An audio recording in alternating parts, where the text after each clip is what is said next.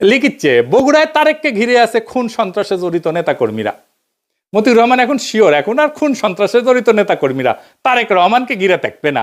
Grenade হামলা মামলা নিয়ে করছে তাজউদ্দিনকে পাকিস্তানে পাঠায় ডিজিএফআই। জানতেন খালেদার সম্মতিতে বসুন্ধরার কাছে 100 কোটি টাকা চাইছিলেন তারেক। জিজ্ঞাসাবাদে বাবর তো মতি ভাই কয় টাকা দিছে আপনাক?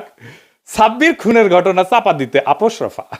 তারেকের স্বেচ্ছাচারিতার অনেক নজির বগুড়ায়, ওগুলো কি উঠে গেছে? আচ্ছা, তারেক কি হিসাবে বগুড়ায় এত উদ্বোধন স্থাপন করছেন? আরো লাগবে, ওর পায়ে পড়তেও সময় লাগে না, ধাক্কা দিয়ে ফেলাই দিতেও সময় লাগে না। মূল উদ্দেশ্য হচ্ছে টিকে থাকা, যেন তেন প্রকারে টিকে থাকা। তো এইগুলো কি জার্নালিজম, বস্তুনিষ্ঠ সাংবাদিকতা? এই নিউজগুলো যদি সত্য হয়, তাহলে মতিউর রহমানের কি তারেক রহমানের প্রত্যাবর্তনে মিটিং এ যায় তারেক রহমানকে দেশে কেন আসলো না সেই নিয়ে কান্নাকাটি করা যায় নৈতিকভাবে? এটা জায়েজ, এথিক্যালি উচিত এইটা?